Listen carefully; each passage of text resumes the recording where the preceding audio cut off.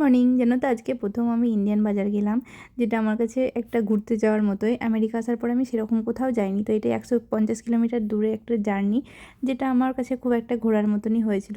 তো যাই হোক, গিয়ে আমার বিশাল ভালো লাগলো, কারণ আমি এতদিন ধরে আমেরিকায় এসেছি, আজ প্রায় 18-20 দিন হয়ে গেল।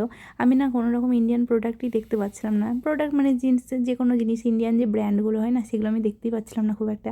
তো এই বাজারে যাওয়ার পর থেকে সমস্ত কিছু দেখতে পাচ্ছি, এটা আমার ভীষণ ভালো লাগছে। আর এই যে সবজি বলছে, সবজি তো আমাদের কাছের মার্কেটে ইন্ডিয়ান কিছু দেখতেই পাই না। আর এই যে সজনে ডাঁটা শাক দেখা মাত্র আমি নিয়ে নিয়েছি। 250 গ্রাম সজনে ডাঁটা শাকের দাম নিল প্রায় 250 টাকা মতো। তো যাই হোক, তো অনেক কিছু কিনলাম, কেনাকাটা করে সমস্ত কিছু করে বাড়ি ফিরছি। আর ফেরার পথে আমার হাজব্যান্ড বললো তুলসী গাছ, কিন্তু এখন আমরা অন্য একটা জায়গায় শিফট করবো, তাই জন্য নিইনি।